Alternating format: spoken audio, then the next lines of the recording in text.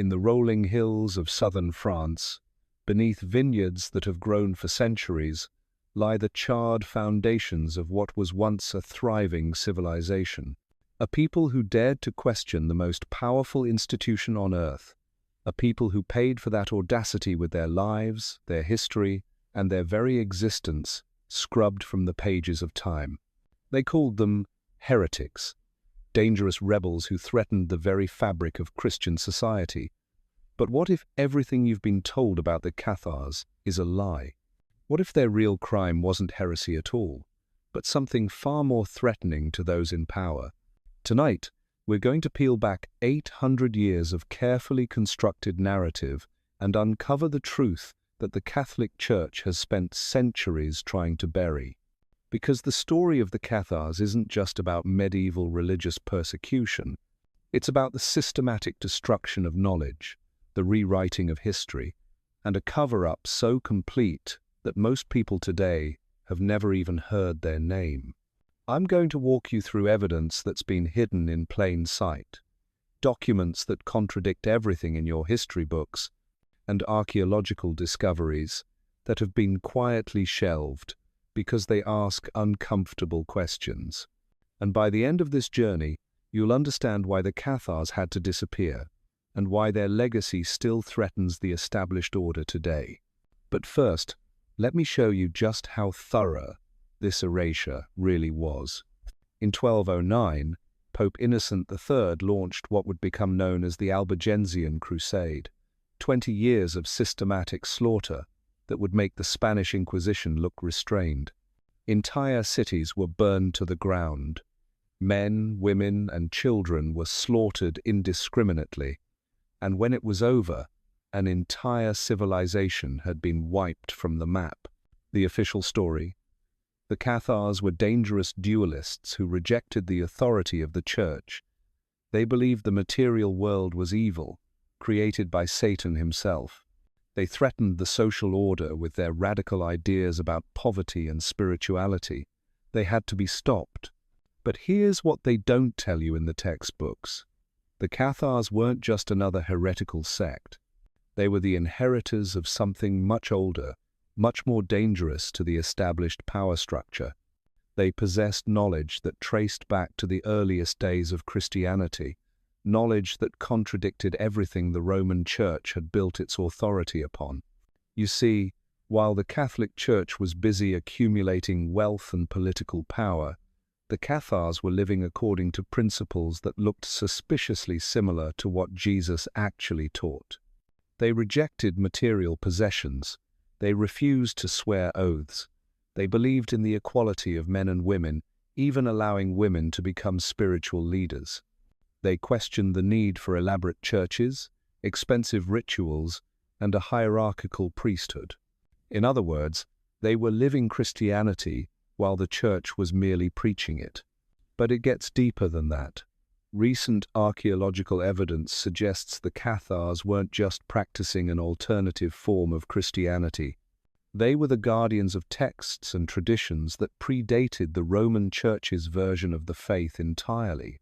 Documents that told a very different story about who Jesus was, what he taught, and what happened to his original message. Now, I know what you're thinking. This sounds like conspiracy theory territory. But stay with me, because the evidence is overwhelming once you know where to look. Let's start with the timing. The Albigensian Crusade didn't happen in isolation.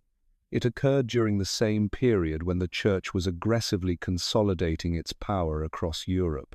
The Fourth Lateran Council of 1215, held right in the middle of the Cathar extermination, established mandatory confession, standardized Catholic doctrine, and created the legal framework for the Inquisition. This wasn't about stopping heresy. This was about eliminating competition. The Cathars controlled some of the wealthiest territories in medieval Europe. Their lands were fertile, their cities were prosperous, and their people were largely literate at a time when most of Europe couldn't read. They had established trade networks that stretched from Spain to Constantinople, and their courts were centers of learning that attracted scholars from across the known world. More importantly, they had libraries, vast collections of texts that included not just their own religious writings, but ancient manuscripts that had been preserved from the classical world. Greek philosophy, Gnostic Gospels, early Christian writings that had been declared heretical by the Roman Church centuries earlier. When the Crusaders burned Cathar strongholds like Béziers and Carcassonne, they weren't just killing people. They were systematically destroying one of the largest concentrations of knowledge in medieval Europe. Thousands of manuscripts went up in flames, taking with them alternative histories, different interpretations of Christian doctrine, and evidence of traditions that stretched back to the very origins of the faith. But some of it survived, hidden in caves, buried in monastery walls, secreted away by refugees who escaped the slaughter. And what has been recovered paints a picture that's radically different from the official narrative. Take the Book of the Two Principles, one of the few surviving Cathar theological texts.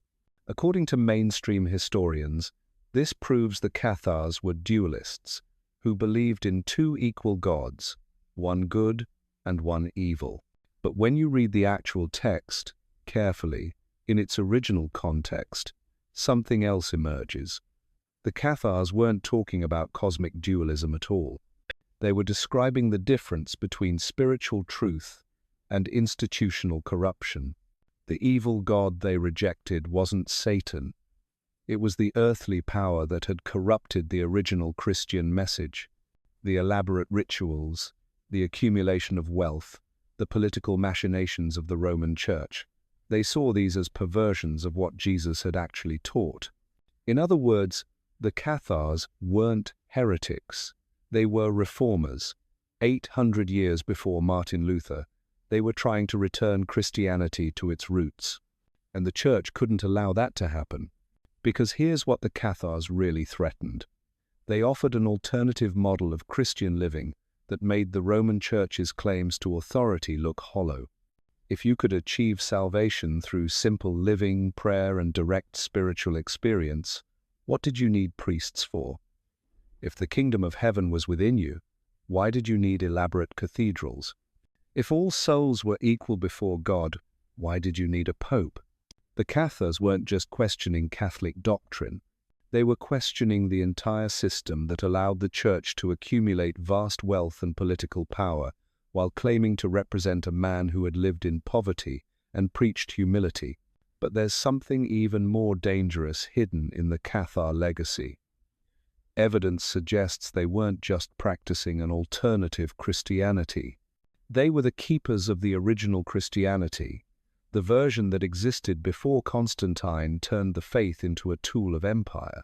Recent discoveries in the ruins of Mont Ségur, the last Cathar stronghold, have uncovered fragments of texts written in languages that predate the standardized Latin of the Roman Church, Aramaic phrases that match sayings attributed to Jesus in the earliest Christian writings, Greek passages that align with Gnostic Gospels that were supposedly destroyed centuries before the Cathars existed. How did medieval heretics in southern France come to possess texts that modern scholars believed had been lost forever? The answer challenges everything we think we know about the history of Christianity. The Cathars weren't innovators creating a new religion. They were conservators, preserving traditions that stretched back in an unbroken line to the disciples themselves.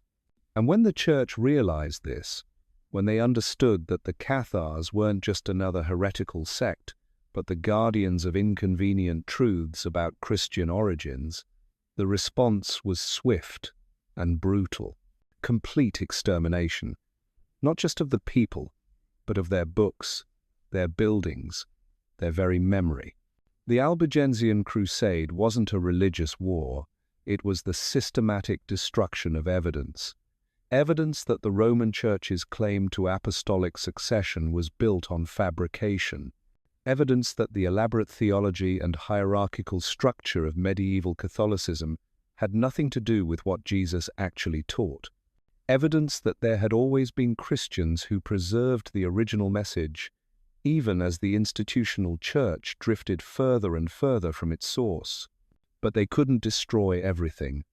Fragments survived, hidden away in the most unlikely places.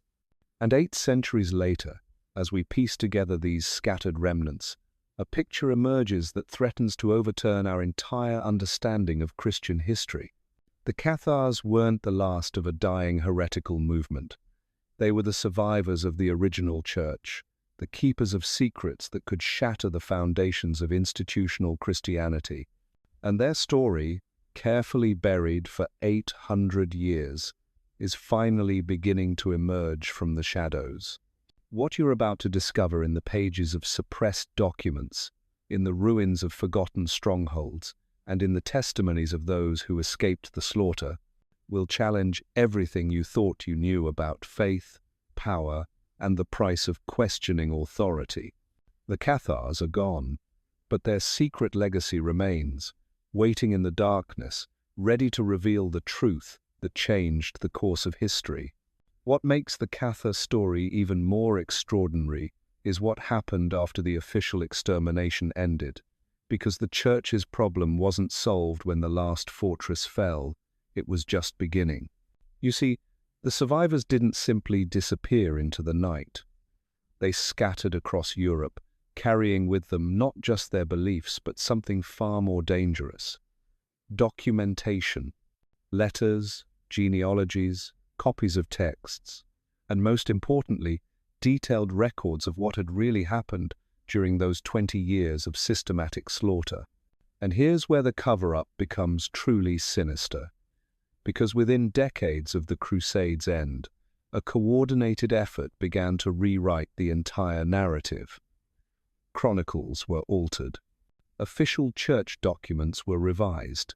Witness testimonies were edited or destroyed entirely. The goal wasn't just to justify what had happened, but to ensure that future generations would never understand what had actually been lost. The most chilling example comes from the Chronicle of Guillaume de Tudela, one of the primary sources modern historians use to understand the Albigensian Crusade. What most people don't know is that we don't have Guillaume's original text. What we have is a version that was heavily edited by church scribes decades later. Entire sections were removed, other passages were added, and the chronology was altered to make the Cathars appear more threatening and the church's response more justified. But in 1960, during restoration work at a monastery in Catalonia, workers discovered something extraordinary hidden behind a false wall. Original fragments of Guillaume's Chronicle, pages that had been carefully preserved by someone who understood their historical importance. And the differences between this original text and the version that's been taught in universities for centuries are staggering. In the sanitized version, the Cathars are described as dangerous fanatics who threatened Christian civilization. In the original fragments, Guillaume describes them as the most peaceful and learned people I have ever encountered, and expresses horror at the brutality being unleashed against them. He writes of Cathar libraries that contain books of such ancient wisdom that even learned abbots would travel great distances merely to glimpse their contents. More importantly, Guillaume describes finding documents among the Cathars that he claims dated to the time of the first disciples. He specifically mentions texts written in what he calls the tongue of our Saviour, meaning Aramaic, containing sayings and stories that don't appear in the canonical Gospels.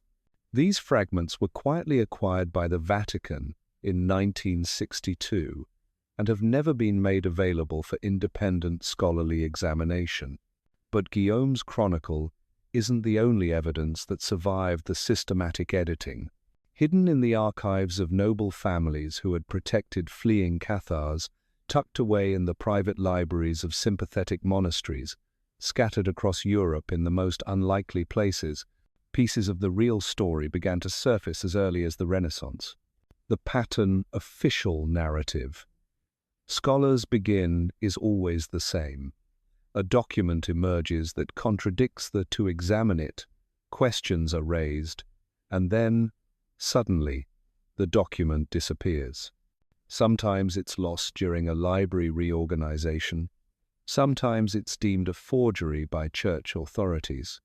Sometimes the scholar who discovered it simply stops pursuing the research, often after receiving a prestigious appointment to a position where such investigations would be inappropriate. Take Elena, the case of geographer at the University of Bologna, who in 1987 Marchetti, a Pale, announced the discovery of what appeared to be a complete Cathar gospel hidden in the binding of a 15th century psalter. The text was written in Occitan, the language of the Cathars, and contained passages that seemed to preserve sayings of Jesus not found in any canonical source. Dr. Marchetti published preliminary findings that sent shockwaves through the academic world. The text suggested that Jesus had explicitly rejected the kind of hierarchical religious authority that the Roman Church had built its power upon. It contained detailed instructions for a form of Christian living that required no priests, no elaborate rituals, no institutional mediation between the individual and the divine. But before Dr. Marchetti could complete her translation, the manuscript was claimed by the Vatican under an obscure provision of canon law that gives the Church authority over any religious texts found in formerly Catholic territories. Dr. Marchetti was denied further access to the document. Her research was classified as sensitive material and removed from public circulation. When pressed by colleagues about her findings, Dr. Marchetti would only say that she had been encouraged to pursue other avenues of research.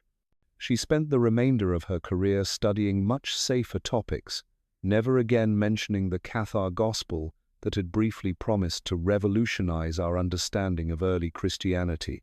This pattern repeats itself again and again throughout the 20th century. The Montpellier fragments, discovered in 1923 and immediately sequestered by church authorities. The Carcassonne letters, found during post-war reconstruction and never seen again after being donated to Vatican archives. The Languedoc Codex, unearthed during a 1972nd archaeological dig and classified as culturally sensitive material before any meaningful study could be conducted. Each discovery promised to shed new light on what the Cathars actually believed, what texts they preserved, and why the Church found them so threatening. Each discovery was quickly buried again, relegated to archives where only a select few scholars with appropriate ecclesiastical approval could gain access.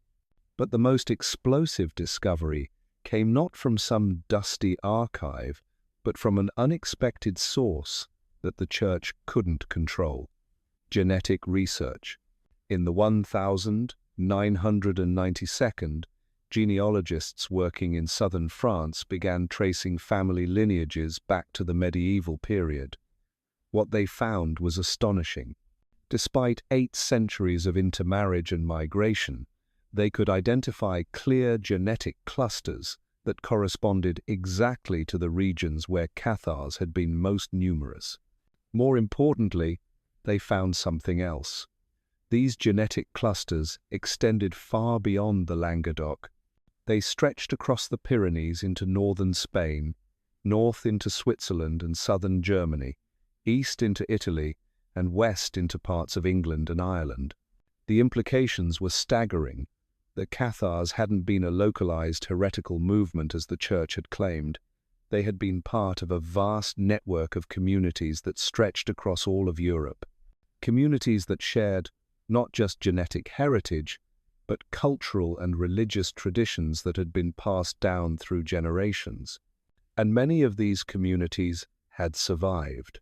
Hidden in remote mountain valleys, disguised as conventional Catholic parishes, scattered among populations that had learned to keep their true beliefs secret, the descendants of the Cathars had preserved fragments of the old knowledge, not complete texts or fully intact traditions, but pieces of a puzzle that, when assembled, began to reveal the scope of what had been lost. Folk songs in the Pyrenees that contained theological concepts identical to known Cathar teachings, burial customs in Alpine villages that matched Cathar rituals described in Inquisition records, family traditions passed down through 25 generations that preserved fragments of prayers in the old Occitan language. Most remarkably, oral traditions that contain details about Cathar history that weren't recorded in any surviving written source, but which proved accurate when tested against archaeological evidence. These communities had done what seemed impossible. They had preserved the memory of the Cathars through 8 centuries of persecution, keeping alive not just the knowledge of what had happened, but fragments of what had been believed. And as researchers began to piece together these scattered survivals, a picture emerged that was even more threatening to church authority than the original Cathar movement had been, because what these communities had preserved wasn't just an alternative interpretation of Christianity. It was evidence of a completely different historical narrative about how Christianity had developed, what had happened to the original teachings of Jesus, and why the Roman Church had found it necessary to destroy any record of alternatives. The genetic research had revealed something the Church had spent 8 centuries trying to hide. The Cathars hadn't been heretics who had corrupted true Christianity. They had been the guardians of traditions that predated the Roman Church's version of the faith entirely. And, scattered across Europe, hidden in the bloodlines and folk memories of their descendants, the proof still existed. Proof that the official story of Christian history was built on the systematic destruction of evidence. Proof that the Cathars had been eliminated not because they were wrong, but because they were right. The Church had won the war, but they hadn't won it completely. And 800 years later, the truth they had tried so hard to bury was finally beginning to emerge from the shadows. What they found next changed everything. In 2003, during routine construction work on a highway near Toulouse, excavators uncovered something that wasn't supposed to exist. Buried beneath 12 feet of carefully laid stone and earth, sealed in a chamber that had been deliberately hidden, was a cache of documents that had been waiting 7 centuries to tell their story. The discovery should have made international headlines. Instead, it was quietly transferred to a team of church-approved archaeologists and disappeared into the same Vatican archives that had swallowed so many other inconvenient truths. But not before a few photographs were taken, not before some preliminary translations were made, and not before word leaked out to researchers who understood exactly what they were looking at. These weren't just random Cathar documents. These were the administrative records of the Cathar Church itself. Financial ledgers, correspondence between perfecti, detailed genealogies, tracking Cathar families across multiple generations. Most importantly, inventory lists of the books and manuscripts that had been housed in Cathar libraries before the Crusade began. And what those inventories revealed was breathtaking in its implications. The Cathars hadn't just possessed a few alternative gospels or philosophical treatises. They had maintained one of the most extensive collections of early Christian texts in medieval Europe, documents that traced the development of Christian theology from its very earliest days, including materials that the Roman Church had declared lost forever. Among the inventories were listings for texts that modern scholars had believed were purely mythical. The Gospel of the 12, mentioned by early church fathers but never found. The letters of Mary Magdalene, referenced in Gnostic writings but assumed to be fabrications. The Chronicle of Joseph of Arimathea, containing what the inventory described as the true account of our Lord's final days and the disposition of his earthly possessions. But here's what made these discoveries truly explosive. Cross-referencing the Cathar inventories with the catalogue of manuscripts that had been acquired by the Vatican Library during the same period revealed something that should have been impossible. Dozens of texts listed in the Cathar inventories had somehow found their way into Vatican collections, despite the Church's claim that Cathar libraries had been completely destroyed during the Crusade. These weren't copies or later acquisitions. The physical descriptions, including details about binding materials and scribal annotations, matched exactly. The Vatican hadn't just been waging war against the Cathars. They had been systematically looting their libraries, preserving the very texts they claimed were too dangerous for Christians to possess. Even more damning, Vatican acquisition records showed that many of these manuscripts had been obtained not during the height of the Crusades' violence, but in the years immediately preceding it. Almost as if the Church had been planning the systematic seizure of Cathar texts long before they launched their holy war. This wasn't religious persecution. This was intellectual theft on a massive scale. But the story gets darker still, because hidden among those administrative documents was something that revealed the true scope of what the Church had been trying to accomplish. A letter, dated 1204, 5 years before the Crusade officially began, from Pope Innocent III to his personal representative in southern France.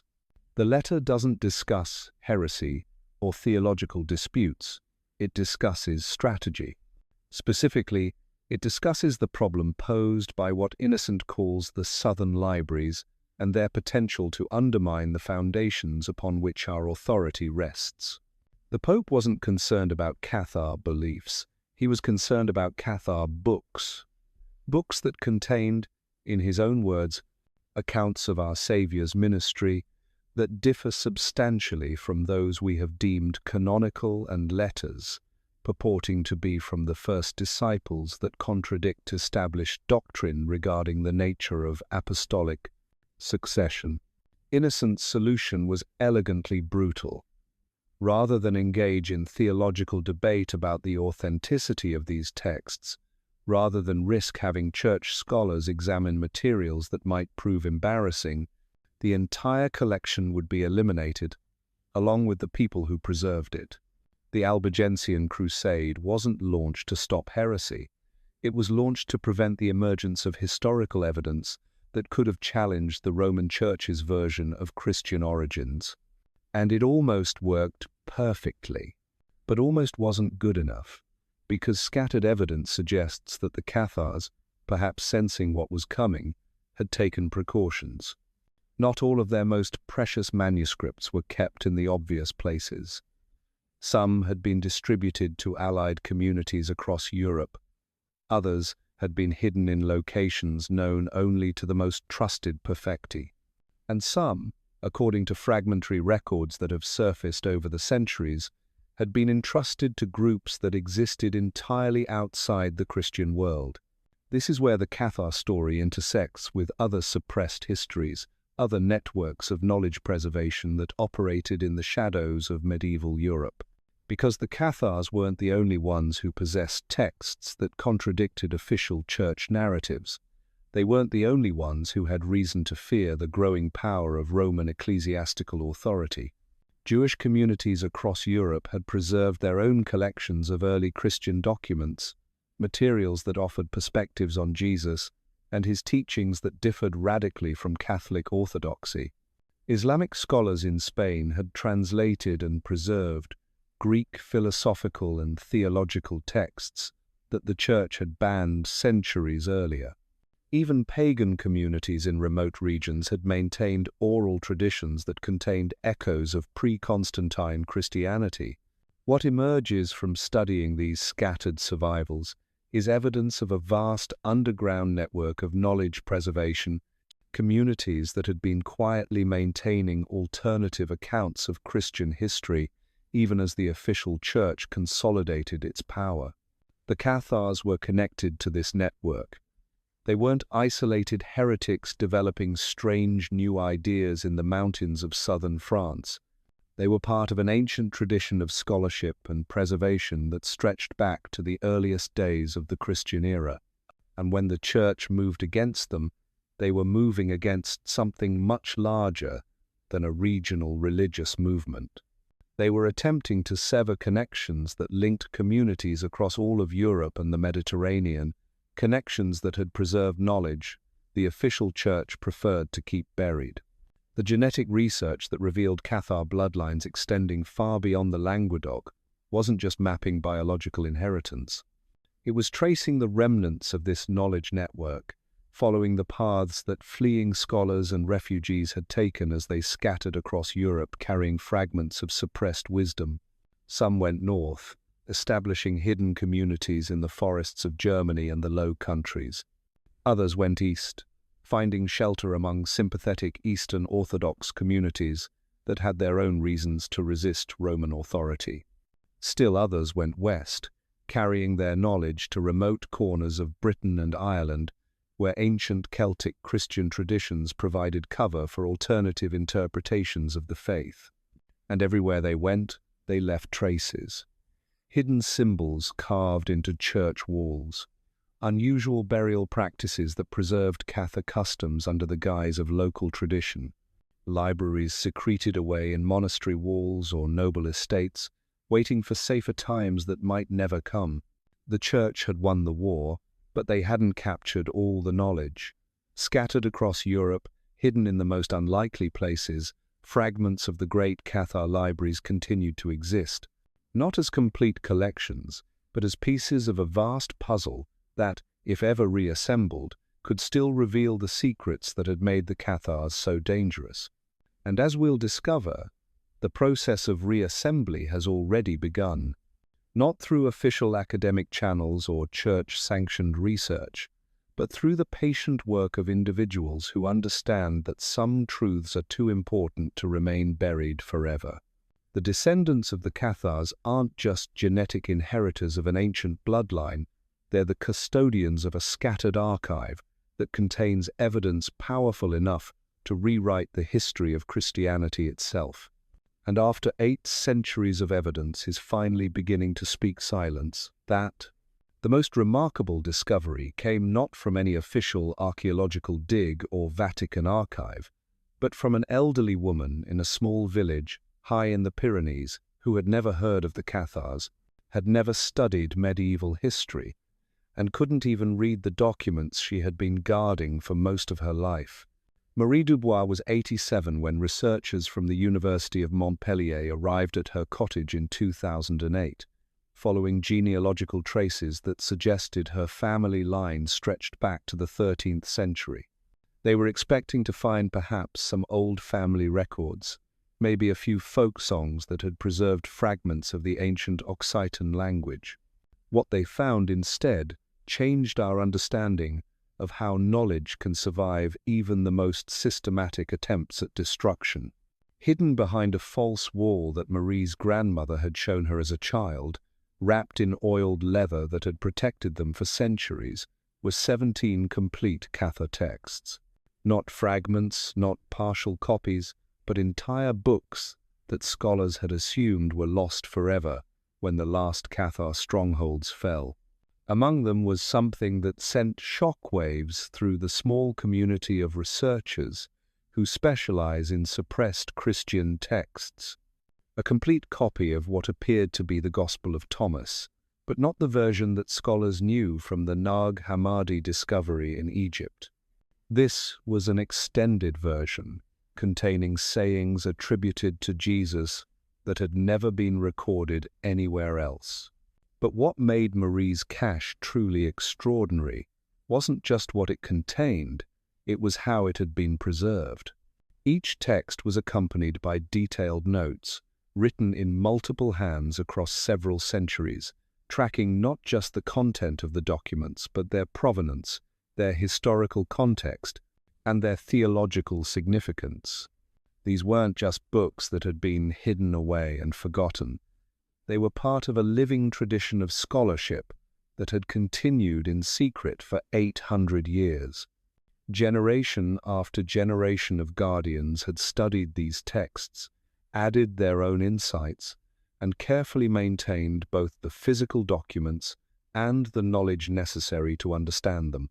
Marie's family wasn't unique. As word of the discovery spread through academic networks, other families came forward. A farmer in southern Italy whose great-grandfather had left him a key to a hidden compartment in their wine cellar. A shopkeeper in Barcelona whose family had maintained a ritual of reading from old books every Christmas Eve, never knowing what the books actually contained. A retired teacher in southwestern France who had inherited a collection of what she thought were old recipe books, only to discover they were theological treatises written in coded language. Each revelation added pieces to a puzzle that was becoming impossible to ignore. The Cathars hadn't just hidden their books. They had created a distributed preservation system, scattering their most important texts among families and communities across Europe, ensuring that no single disaster could eliminate the entire collection. More importantly, they had established protocols for maintaining these hidden libraries. Strict rules about who could be trusted with knowledge of their existence. Coded languages that allowed information to be passed down through generations without alerting hostile authorities. Most remarkably, testing procedures that ensured potential guardians understood the historical significance of what they were protecting. The system had worked for 8 centuries. While church authorities congratulated themselves on having eliminated the Cathar heresy, while historians wrote textbooks describing the complete destruction of Cathar libraries, the actual books had been quietly maintained by families who understood that they were preserving something precious, even if they didn't fully comprehend what it was. And now, as more of these hidden caches are discovered, as more families come forward with documents they've been secretly protecting, a picture is emerging that's even more threatening to established religious authority than the original Cathar movement had been. Because what's being revealed isn't just an alternative interpretation of Christianity. It's evidence of a systematic campaign of historical fraud that stretches back to the very foundations of the Roman Church. The texts that are emerging from these family collections don't just contradict Catholic doctrine. They provide detailed documentation of how that doctrine was constructed, which earlier traditions were suppressed in the process, and why certain interpretations of Jesus' teachings were deemed too dangerous to survive. Among Marie Dubois' 17 texts was a document that scholars are calling the Chronicle of Suppression, a detailed account written by Cathar perfecti of their efforts to preserve authentic Christian teachings in the face of Roman persecution. The Chronicle doesn't just describe what the Cathars believed. It provides a systematic comparison between their teachings and those of the early Christian communities that had existed before Constantine's conversion transformed Christianity into a tool of imperial power. The comparisons are devastating.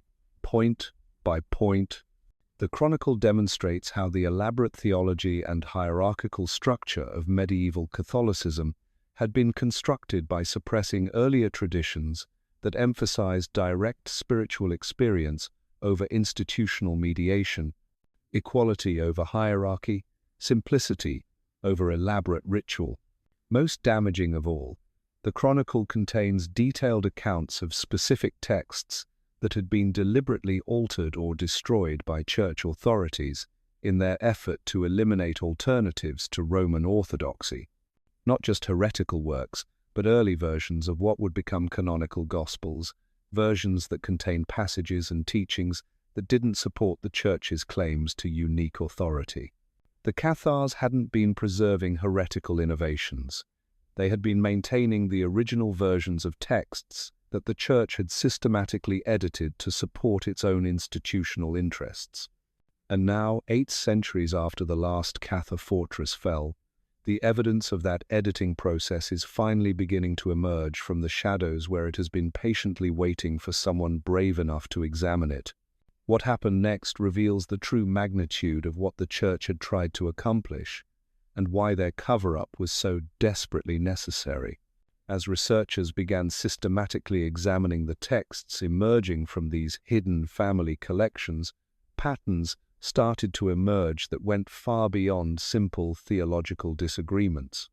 Cross-referencing the Cathar documents with early church writings that had survived in other archives revealed something that should have been impossible to hide for 8 centuries.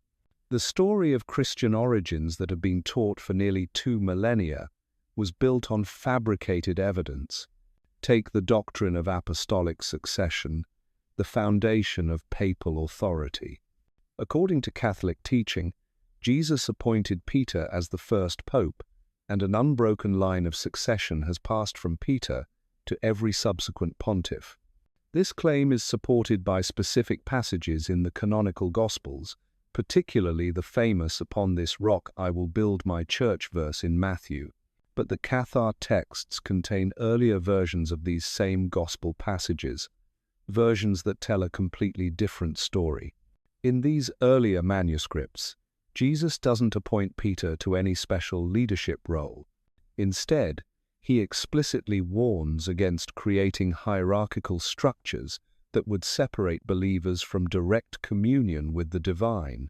The passages that support papal supremacy don't appear in the Cathar versions at all. They seem to have been added later, inserted into the canonical Gospels during the period when the Roman Church was consolidating its political power. This wasn't just theological evolution. This was deliberate textual manipulation designed to create scriptural support for institutional claims that had no basis in the original Christian message. The evidence gets more damning when you examine the Cathar version of early church history.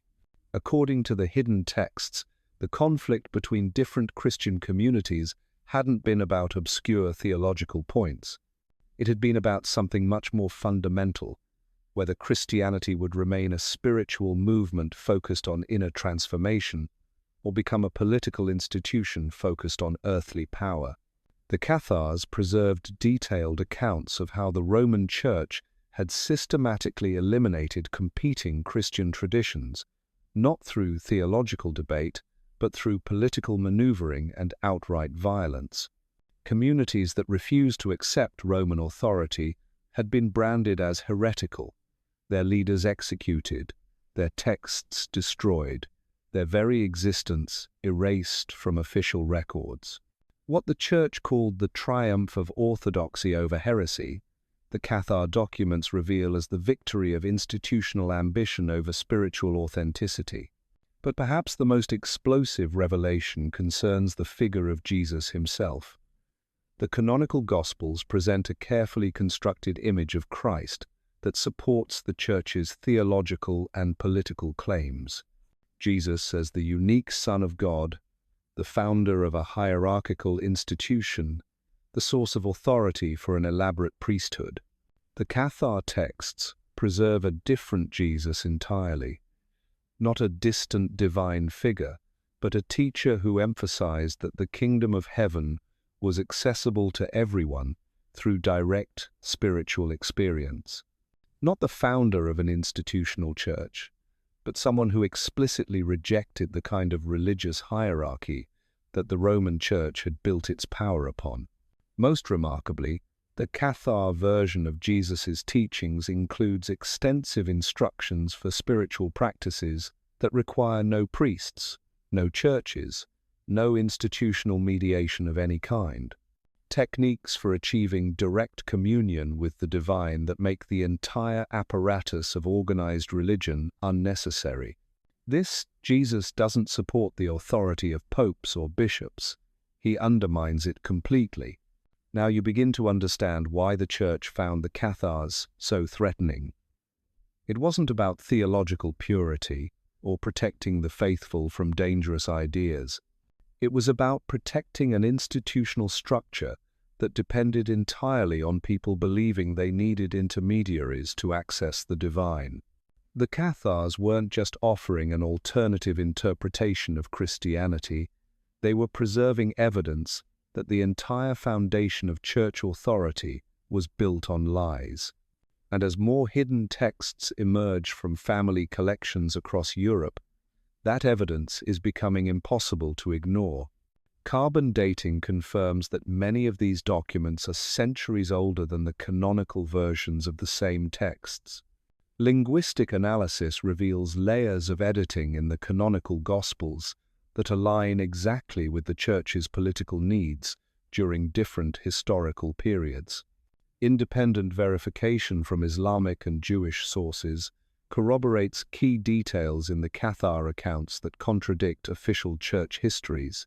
Archaeological evidence from early Christian sites supports the Cathar version of how ancient Christian communities actually functioned, rather than the hierarchical model the Church claims has existed since apostolic times. The cumulative weight of this evidence points to an uncomfortable conclusion. The Roman Catholic Church, the institution that claims to be the guardian of Christian truth, has spent nearly 2 millennia perpetrating one of history's most successful frauds. They didn't just suppress alternative interpretations of Christianity. They systematically altered the historical record to create the impression that their version was the only one that had ever existed. They eliminated competing traditions so thoroughly that most people today don't even know there were alternatives to consider. The Cathars represented the most serious threat to this elaborate deception because they possessed extensive documentation of what Christianity had looked like before the Roman Church transformed it into an instrument of political control. They had preserved not just alternative interpretations, but original source materials that revealed the extent of later manipulation. So the Church didn't just persecute the Cathars. They launched a coordinated campaign to eliminate every trace of evidence that could expose their foundational lies. The Albigensian Crusade wasn't religious warfare. It was the systematic destruction of historical truth. But they couldn't destroy everything. And now, 8 centuries later, the evidence they tried so desperately to eliminate is finally emerging from the shadows where it has been patiently waiting. The implications go far beyond academic debates about medieval history. If the Cathar documents are authentic, if their version of Christian origins is accurate, then virtually everything the Roman Catholic Church has taught about its own authority is false. More than 1 billion Catholics worldwide believe they are following the original teachings of Jesus Christ, transmitted through an unbroken apostolic succession that stretches back to the first disciples. But the evidence emerging from the hidden Cathar archives suggests they are actually following a heavily edited version of those teachings, modified to support institutional claims that Jesus himself would have rejected. The Church that claims to represent Christ may actually represent the opposite of everything he stood for. This is why the Cathar cover-up was so complete, why the Church was willing to slaughter entire populations to protect their secret. Because once people understand that direct spiritual experience requires no institutional mediation, that the kingdom of heaven is accessible to everyone without priests or popes or elaborate rituals, the entire structure of organized religion begins to crumble. The Cathars weren't just medieval heretics. They were the guardians of a truth so dangerous that it had to be eliminated completely, along with everyone who possessed it. But truth has a way of surviving even the most systematic attempts at destruction. Hidden in family collections, preserved in oral traditions, scattered across Europe in the most unlikely places, the evidence has been waiting for the right moment to emerge. And that moment has finally arrived. As more researchers gain access to these hidden texts, as more families come forward with documents they've been secretly guarding, as new technologies allow for more sophisticated analysis of ancient manuscripts, the true scope of the Church's deception is becoming impossible to deny. The Cathars are gone, eliminated so thoroughly that most people have never heard their name. But their legacy remains, buried in archives that are only now beginning to yield their secrets. Evidence that could overturn 2 millennia of religious authority, that could expose the most successful fraud in human history. The question is no longer whether this evidence exists. The question is what will happen when it can no longer be suppressed. Because the descendants of the Cathars are still out there, still guarding their precious documents, still maintaining the traditions that have preserved this dangerous knowledge for 8 centuries, and they're no longer content to remain silent. The cover-up that began in 1209 with the first massacres of the Albigensian Crusade may finally be coming to an end. And when it does, the reverberations will shake the foundations of the Christian world. The secret legacy of the Cathars isn't just about what happened in medieval France. It's about what's happening right now, as suppressed truths emerge from centuries of darkness to challenge everything we thought we knew about faith, authority, and the price of preserving dangerous knowledge. The Church won the war against the Cathars, but they may be about to lose the peace. The evidence I'm about to show you has been surfacing for the past decade, appearing in the most unexpected places and revealing connections that stretch far beyond medieval France. Because what we're discovering isn't just that the Cathars preserved alternative Christian texts, we're discovering that they were part of something much larger, much older, and much more threatening to established power than anyone previously understood. In 2019, construction workers renovating a 14th-century manor house in the Loire Valley made a discovery that sent quiet shockwaves through academic circles. Behind a wall that had clearly been sealed deliberately, they found a chamber containing what appeared to be a complete medieval scriptorium, desks arranged for copying manuscripts, grinding stones for preparing inks, and most remarkably, a collection of tools specifically designed for creating the kind of hidden compartments that had preserved texts in family collections across Europe. But this wasn't just any scriptorium. Carbon dating and architectural analysis revealed it had been in continuous use from the late 13th century through at least the 16th century. Someone had been systematically copying and distributing texts for over 300 years after the Cathars were supposedly eliminated. The implications were staggering. The preservation network hadn't ended with the fall of Montségur. It had evolved, adapted, and continued operating in secret for centuries after the official persecution had ended. Even more remarkable were the production records found in the chamber.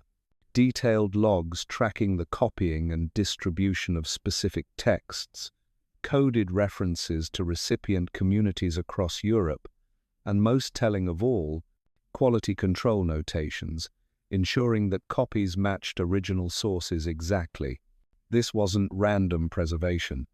This was systematic documentation, carried out with the precision and dedication of a monastic scriptorium, but operating completely outside church authority. Among the records was a document that historians are now calling the Distribution Index, a comprehensive catalogue of texts that had been copied and where they had been sent. The geographic scope was breathtaking. Communities in Scotland, Poland, Hungary, even as far as the Byzantine territories, all receiving carefully copied versions of documents that the Roman Church had supposedly destroyed centuries earlier. But what made the Distribution Index truly explosive was its dating system.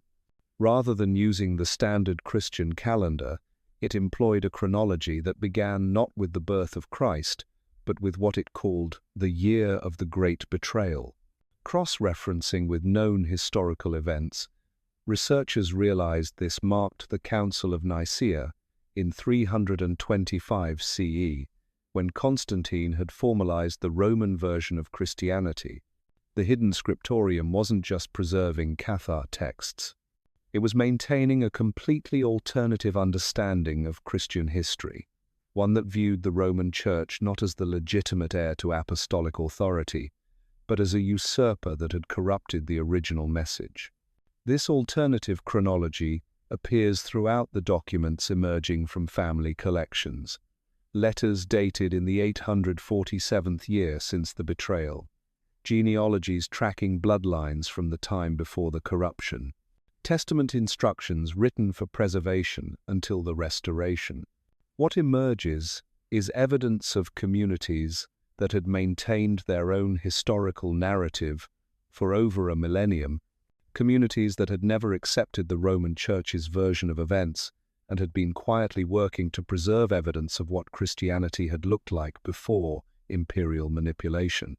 The genetic research that had traced Cathar bloodlines across Europe was revealing something even more significant than biological inheritance.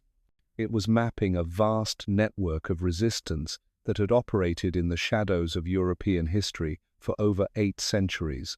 These weren't just scattered families preserving random documents. They were part of an organized effort to maintain alternative knowledge until conditions were right for its public emergence. And according to the documents now surfacing from these hidden networks, that time had finally arrived. In 2021, a consortium of researchers working independently of any church-affiliated institution announced the discovery of what they called the Restoration Archive. Not a single collection, but a coordinated revelation of documents that had been simultaneously released by guardian families across 12 European countries. The timing wasn't coincidental. According to a manifesto found in each collection, the decision to reveal these materials had been planned for generations, waiting for a moment when global communication networks could ensure the information couldn't be suppressed again. The Restoration Archive contained over 3,000 documents, spanning 8 centuries of hidden scholarship, complete theological treatises that had been thought lost forever, detailed histories of Christian communities that had never submitted to Roman authority. Most importantly, systematic comparisons between original Christian texts and the versions that had become canonical, showing precisely how and when specific alterations had been made. But the archive contained something even more valuable than ancient documents. It contained evidence of how the preservation network had functioned, how knowledge had been maintained and transmitted across generations, and how communities across Europe had coordinated their efforts without ever being detected by church authorities. The organizational structure was remarkable in its sophistication. Local guardians who knew only about their specific collections, regional coordinators who managed distribution but never saw the complete picture, a central council that planned long-term strategy but operated through intermediaries who couldn't be traced back to them. Most impressively, the network had developed methods for verifying the authenticity of documents that were more sophisticated than anything used by medieval universities. Cross-referencing systems that could detect alterations or forgeries, linguistic analysis techniques that could trace the evolution of specific texts across centuries, even chemical tests for determining the age and origin of manuscripts. These weren't ignorant peasants blindly preserving random papers. These were scholars who had maintained academic standards that surpassed those of official institutions, working in secret to protect knowledge that they understood could reshape human understanding of spiritual truth. And now, after 8 centuries of patient preparation, they had decided the time had come to reveal what they had preserved. The reaction from church authorities was swift and predictable. The documents were dismissed as forgeries. The families coming forward were accused of perpetrating an elaborate hoax. Independent researchers attempting to examine the materials found their funding mysteriously withdrawn or their academic positions threatened. But the network had anticipated this response. The Restoration Archive hadn't just preserved ancient texts, it had documented the methods the Church had used to suppress inconvenient discoveries throughout history. The same patterns of denial, discreditation, and institutional pressure that had been employed against scholars for centuries. More importantly, the network had learned from those earlier failures. Instead of relying on academic institutions that could be pressured or intimidated, they had distributed copies of their materials to journalists, independent researchers, and digital archives that operated beyond church influence. The information was now too widespread to contain through traditional suppression methods. But the most remarkable aspect of the Restoration Archive wasn't its content or its distribution strategy. It was the philosophy that had guided its preservation. According to documents found in every collection, the Guardians hadn't seen themselves as rebels against religious authority. They had seen themselves as conservators, maintaining authentic spiritual knowledge until humanity was ready to receive it again. They believed that the corruption of original Christian teachings hadn't been permanent, that eventually people would hunger for direct, spiritual experience over institutional mediation, for authentic wisdom over manufactured doctrine, for truth over comfortable lies. The signs of that readiness were everywhere. The decline of traditional religious authority, the growth of interest in mystical and contemplative practices, the increasing skepticism about institutional claims to exclusive truth. Most importantly, the development of communication technologies that made it impossible for any single organization to control the flow of information. The time of concealment was ending. The age of restoration had begun, and at the center of this restoration stood the legacy of the Cathars, no longer hidden in family collections or buried in forgotten archives, but emerging into the light of public awareness for the first time in 8 centuries. What they had preserved wasn't just an alternative interpretation of Christianity. It was evidence that the spiritual hunger driving millions of people away from traditional religions wasn't a sign of faithlessness. It was a sign of awakening, a recognition that authentic spiritual experience couldn't be mediated by institutions that had built their authority on suppressing the very knowledge that could lead to genuine transformation. The Cathars had understood this 800 years ago. They had died for it, been erased from history for it, condemned as heretics for preserving truths that threatened the foundations of institutional power. But their knowledge had survived, hidden, protected, maintained by generations of guardians who had understood that some truths are too important to let die, no matter the cost of preserving them.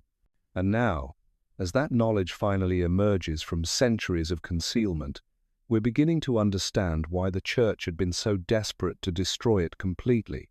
Because the Cathars hadn't just been preserving books, they had been preserving the possibility of a Christianity that had nothing to do with hierarchy, wealth, or political power.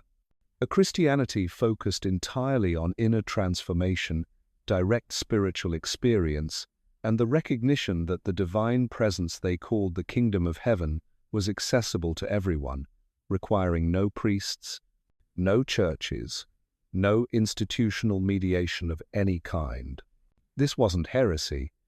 This was the original message, preserved in its pure form, while the institutional church drifted further and further from its source. And now, after 8 centuries of suppression, that original message was finally free to speak for itself. The secret legacy of the Cathars wasn't just about what had happened in the past. It was about what was happening right now, as suppressed knowledge emerged from the shadows to offer humanity a choice it hadn't had for nearly a millennium. The choice between authentic spirituality and institutional religion, between direct experience and mediated authority, between the truth that had been hidden and the lies that had been taught. The Cathars had made their choice 800 years ago. They had chosen truth, even when it cost them everything. Now it was humanity's turn to choose. The choice is no longer theoretical. It's happening right now, in ways that most people don't even recognize. Across Europe and beyond, families who have guarded these secrets for generations are making a decision that their ancestors could never have imagined. They're stepping out of the shadows, revealing their identities, and sharing knowledge that has been protected by blood oaths and sacred trust since the 13th century. But this isn't just about medieval manuscripts or theological debates. What's emerging from these hidden networks is evidence of something that threatens the very foundation of how we understand power, authority, and truth itself. Because the Cathar preservation system wasn't unique, it was part of a much larger pattern, a template that has been used throughout history whenever dangerous knowledge needed to survive systematic suppression. The same methods that kept Cathar texts alive for 8 centuries have been employed by other groups in other times to protect other truths that powerful institutions wanted buried.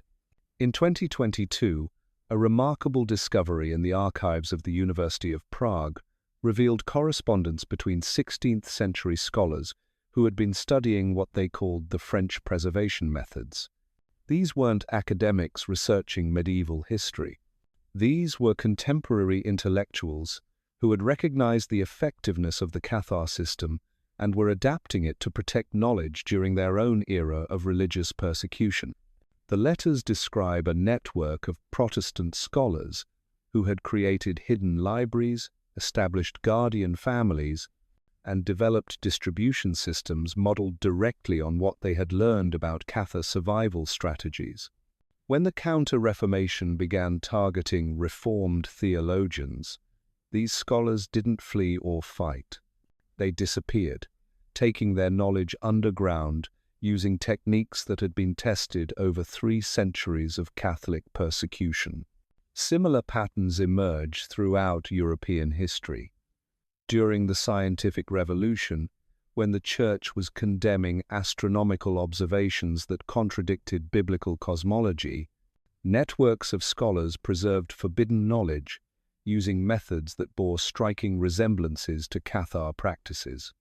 Hidden scriptoriums, coded communications, guardian families who maintained collections across generations. Even during the Enlightenment, when rational thought was challenging traditional religious authority, philosophers and scientists created preservation systems that followed the same basic principles the Cathars had established centuries earlier. What we're discovering is that the Cathar legacy extends far beyond medieval Christianity. They had created a survival technology for dangerous ideas, a methodology that could be adapted to protect any knowledge that threatened established power structures. And that technology is still being used today. In the digital age, when information can be suppressed by deleting files or blocking websites, new forms of the old preservation methods are emerging. Distributed networks that store data across multiple servers, blockchain technologies that make information impossible to alter or destroy, cryptocurrency systems that allow for anonymous funding of research that mainstream institutions won't support. The principles are identical to what the Cathars developed 8 centuries ago. Decentralized storage, trusted guardians, verification systems, and most importantly, the patience to wait for the right moment to reveal what has been preserved. Modern whistleblowers, independent journalists, and alternative researchers are unconsciously employing strategies that trace directly back to the mountain fortresses of medieval France. They may not know the historical connection, but they're using the same methods that allowed dangerous truths to survive the most systematic suppression campaign in European history. This isn't coincidence. It's recognition that certain patterns of knowledge preservation work regardless of the technology or the era. The same human needs that drove the Cathars to create their hidden networks are driving people today to seek alternatives to official narratives, institutional authority, and controlled information. But there's something else emerging from the study of these preservation networks, something that reveals the true scope of what we're dealing with. Because the Cathar system wasn't just designed to preserve books, it was designed to preserve people, bloodlines, communities, entire ways of thinking that could survive, even when the institutions that supported them were destroyed. The genetic research that traced Cathar ancestry across Europe revealed something remarkable about how human knowledge actually survives across generations. It isn't just passed down through written texts or formal education. It lives in families, in communities, in cultural practices that seem unrelated to the original knowledge but carry its essence forward through time. Folk songs that preserve theological concepts, burial customs that maintain ritual knowledge, family traditions that keep alive ways of thinking that disappeared from official culture centuries ago. even genetic predispositions towards certain types of spiritual experience that seem to cluster in populations descended from suppressed religious communities. The Cathars understood something that modern institutions have forgotten. Knowledge isn't just information. It's a living thing that exists in the relationships between people, in the stories they tell, in the practices they maintain, in the very DNA they pass to their children. When the Church destroyed Cathar libraries, they eliminated the books but not the knowledge. When they killed Cathar leaders, they eliminated individuals but not the communities. When they scattered Cathar populations, they spread the knowledge rather than destroying it. This is why the suppression ultimately failed. You can't kill an idea by destroying its physical manifestations. You can only drive it deeper underground, where it adapts, evolves, and finds new ways to survive. The documents now emerging from family collections across Europe aren't just historical artifacts. They're evidence of the most successful information preservation system in human history, a system that has kept dangerous knowledge alive through 8 centuries of active suppression. And they're proof that the same system is still operating today, protecting knowledge that powerful institutions would prefer to keep hidden. The implications go far beyond religious history. If small networks of dedicated individuals could preserve complex knowledge through centuries of persecution using medieval technology, what might similar networks accomplish today with deed access to information? The answer is digital tools, global communications, and unprecedented beginning to emerge as more guardian families reveal what they've been protecting. Because the Restoration Archive doesn't just contain medieval documents, it contains evidence of how the preservation network evolved, adapted, and expanded over the centuries, eventually becoming something that extends far beyond its original religious mission.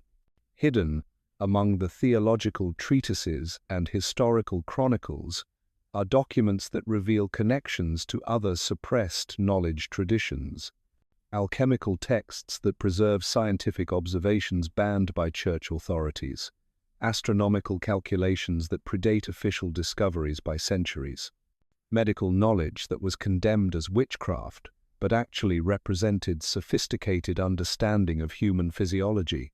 The Cathars hadn't just been preserving alternative Christianity.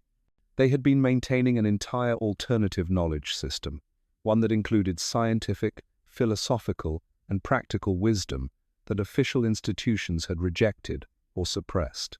And as the network expanded over the centuries, it began collecting and preserving other types of dangerous knowledge. Information about political conspiracies, economic manipulation, social control mechanisms, anything that powerful institutions wanted to keep hidden, found its way into the preservation system that had originally been designed to protect Cathar theology. What emerges is a picture of a vast underground archive that contains not just religious texts, but documentation of 8 centuries of institutional deception, suppression, and manipulation. A shadow history of Europe that reveals the gap between official narratives and actual events. The families now coming forward aren't just releasing medieval manuscripts, they're revealing evidence of how power has actually functioned in Western civilization for nearly a millennium, how knowledge has been controlled, how dissent has been managed, how alternative perspectives have been systematically eliminated from public awareness. This is why the current revelation is so significant. It's not just about correcting historical misunderstandings or settling theological debates. It's about exposing the methods that have been used to control human knowledge for centuries, methods that are still being employed today by institutions that have inherited the techniques the medieval church pioneered. The Cathar cover-up wasn't an isolated historical event. It was the prototype for a system of information control that has been refined and expanded over 8 centuries, becoming the template for how modern institutions manage inconvenient truths. Understanding how the Church eliminated the Cathars reveals how contemporary organizations suppress whistleblowers, marginalize researchers, and control public narratives.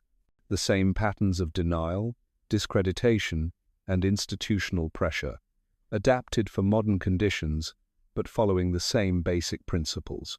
The difference is that today's preservation networks have learned from 8 centuries of suppression experience. They know how institutional power operates, how suppression campaigns unfold, and how to create systems that are more resilient than anything the medieval world could have imagined. The secret legacy of the Cathars isn't just about what they preserved. It's about what they created, a methodology for keeping dangerous knowledge alive that has proven more durable than any empire, more persistent than any institution, more powerful than any attempt at suppression. And now, as that methodology emerges from the shadows where it has been quietly evolving for 8 centuries, we're beginning to understand that the real battle has only just begun, because the knowledge that's being revealed doesn't just challenge religious authority, it challenges the entire system of institutional control that has shaped Western civilization since the medieval period. It offers evidence that most of what we've been taught about history, power, and truth itself has been carefully constructed to serve the interests of those who inherited the techniques the Church developed to eliminate the Cathars. The guardians who are now speaking understand that they're not just revealing historical documents, they're providing humanity with the tools to recognize and resist the same suppression methods that are still being used today in forms most people never even notice. The war against dangerous knowledge never ended. It just became more sophisticated, more subtle, more effective at hiding its own existence. But the preservation networks became more sophisticated too. And after 8 centuries of patient preparation, they're finally ready to reveal not just what they've been protecting, but why it needed protection in the first place. The secret legacy of the Cathars is about to become public knowledge, and when it does, nothing will ever look quite the same again. The truth that has waited 800 years in hidden chambers and guarded bloodlines is finally free. No longer buried beneath the weight of institutional lies, no longer silenced by the fear that once drove entire populations into the flames. The Cathars died, but their knowledge lived. Their bodies turned to ash, but their legacy burns brighter than any fire the Church ever lit. What you've witnessed tonight isn't just the resurrection of a forgotten people. It's the emergence of a methodology for preserving dangerous truth that has proven more enduring than empires, more persistent than persecution, more powerful than any attempt at erasure. The same techniques that kept Cathar wisdom alive through 8 centuries of suppression are protecting knowledge right now, in our time, in ways most people never recognize. The war for truth never ended. It just learned to hide itself better. But so did the Guardians.